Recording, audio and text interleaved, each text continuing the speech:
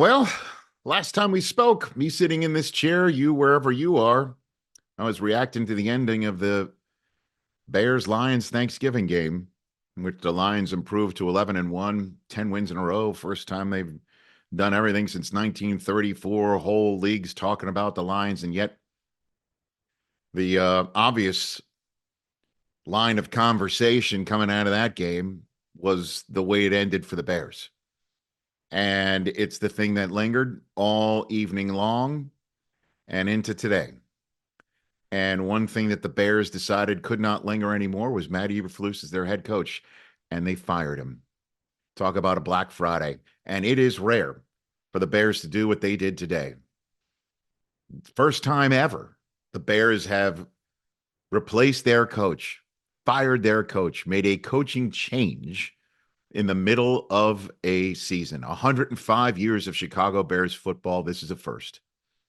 Talk about off-brand. Now, if you noticed the way I was parsing my phrasing leading into that, that it's the first time that they've fired their coach or replaced their coach mid-season. The last time they actually did have to do something with their head coach in the middle of a season was when Papa Bear Hallis left the team to go fight for the United States in World War II. That's how rare of an occurrence it is what the Bears did on Friday. By the way, after letting Eberflus hold a press conference via Zoom on Friday morning in which he said he was confident he'd be coaching against the San Francisco 49ers in week 14, and we all know that's not going to happen. Now, coaches get fired in the middle of a season for various reasons.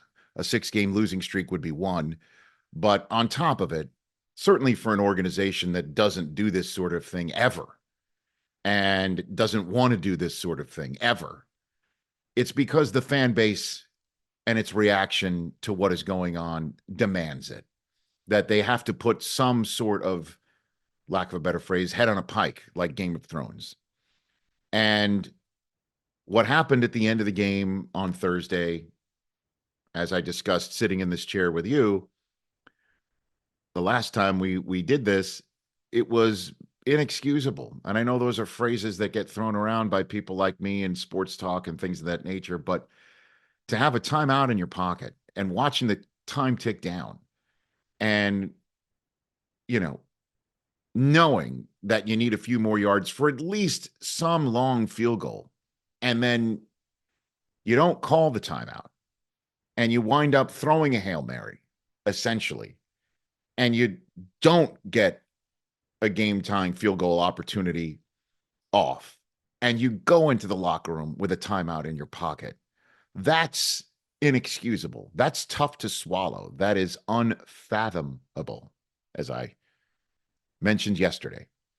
But one thing that just can't be bridged when you're a fan and you're an owner of a team and fans are already very upset is to have that coach then go into the press conference afterwards and say that they played it the right way. Now, I understand Matt Eberflus was talking about how they liked the play call. They wanted to run it back. They were hoping to snap it at a certain time and so on and so forth. But if you're the head coach and you've got a timeout in your back pocket and you see it's not going that way, you fire off a timeout, especially when you know you're dealing with a backup center, a rookie quarterback, and a new play caller. All of those things, one tier after another, just lends itself to needing an adult in the moment to fire off that timeout. And when the Bears are on a 6-game losing streak, as they are, that includes a last-second Hail Mary loss, partially because you allowed the team to get a chunk play with your defensive scheme before the Hail Mary. And then one of your players is stunting with fans and winds up tipping the ball to an open-armed receiver to lose the game in that Hail Mary. And you start having accountability questions. And then you lose games having a blocked field goal. You lose games like the way that you lost to the Vikings in overtime. And then those things to be just chalked up to bad luck, bad this, bad that. But then when you have bad clock management and it falls in the lap of the coach, who then says something that a fan would look at and say, no, it's not raining on me. It's the other thing. I don't blame the Bears for doing what they did today. And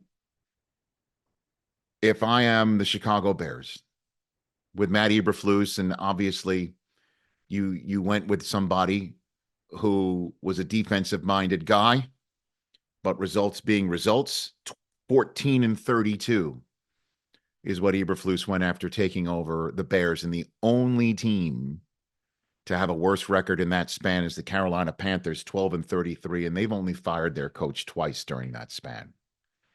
And when you look around, obviously Eberflus has the finger pointed at him. He's the head coach, and it fell on him. But you also have to look at the whole process here if you're the Chicago Bears. Because right now, the way the process was set up, right now, the guy who's the head coach of the Chicago Bears, Thomas Brown, was a guy who, prior to being the play caller here in Chicago, was the passing game coordinator. And the last time before the current time that he was calling the plays was last year for Carolina, when he had the play calling taken away from him by the head coach, Frank Reich, who then got fired in the middle of the season, and Thomas Brown wound up being the play caller there. That's the guy now who's in charge of Caleb Williams' development. That is not the way the Bears drew it up when they hired Matt Eberflus. So you do have to look at the entire process if you're the Bears. But if you want to keep the structure the way it is, and I think they will, they should take every dollar in the McCaskey vault and hand it to Ben Johnson, the offensive coordinator of the Detroit Lions, when the Lions season is over, and say, is this enough for you to come to Chicago, stay in division, and make Caleb Williams as great as he can be, and make the Bears as great as they can be, and make a parade happen on Michigan Avenue? That's the next step for the Bears. If they don't go for Ben Johnson, or can't get Ben Johnson, or they're somehow, some way feel he might be still too young for the position, I doubt that, or he doesn't like the structure that's set up there in Chicago, then the way I would go for Vrabel. You get yourself a Ditka type sort of personality, stick him out there on the sideline, find the right offensive coordinator. Obviously, it didn't work the last time, and go to work and see how that works. But the Bears had to do what they did today. As much as I like Matt Eberflus, the way that the game ended, to lose 6 in a row, for that to now be a coaching gaffe. And that's what it was. I understand why the Bears did what they did. We'll talk more about it on Monday.